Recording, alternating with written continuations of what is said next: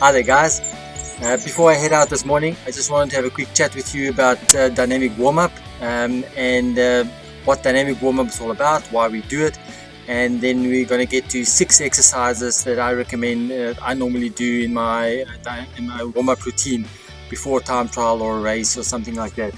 Now basically dynamic warm-up came about, we always used to warm up, I grew up in running, warming up, stretching beforehand and stretching afterwards, and that's kind of how most of us grew up in the sport. Stretching was what we did before and after every run, but science have since showed us that the best way to warm up muscle, or the best way to prepare the muscle for what you're going to put it through, is to warm it up in exactly that fashion.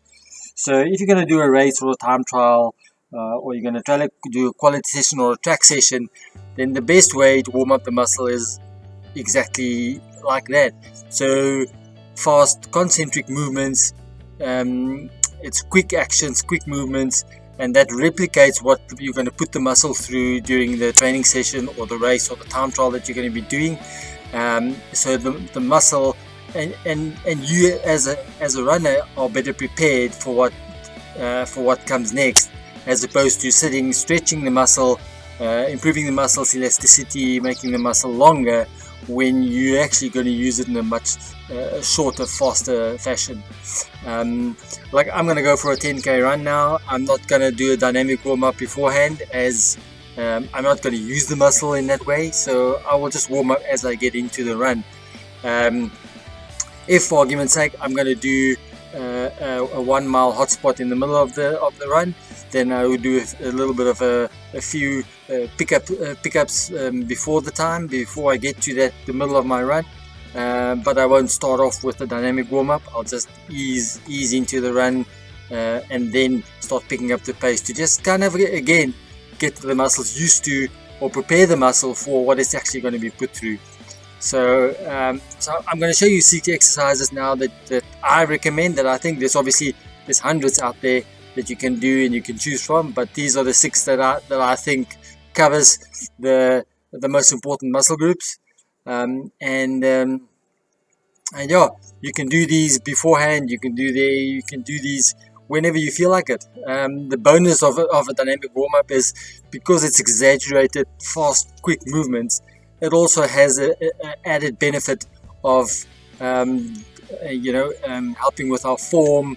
It helps build strength, and it also activates muscles that you would otherwise not really use. So by doing a dynamic warm-up, you activate the glutes and the hip flexors, whereas where I'm going out now on the road and I'm just going to run and warm up as I get into the run, those muscles aren't getting activated properly and they don't get used properly. So that's why a lot of runners have issues with glutes, and our hip flexors are lazy.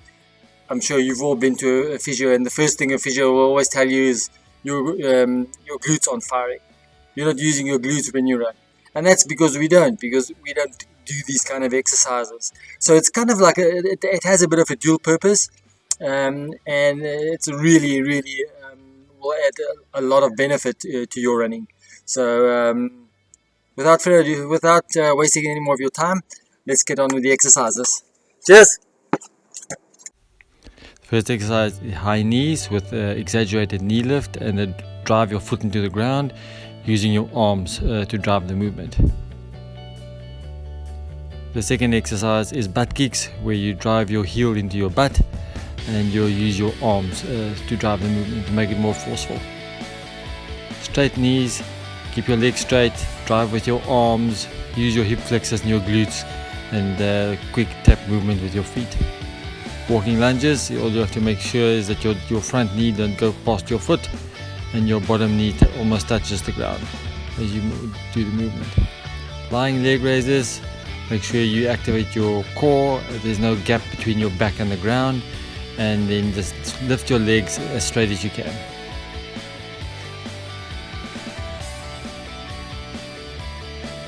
Doing your leg swings, make sure your upper body is stationary, you don't swing your upper body like you see there, that you actually just swing your leg, you use your hip flexors and your glute, and that's basically that's basically that.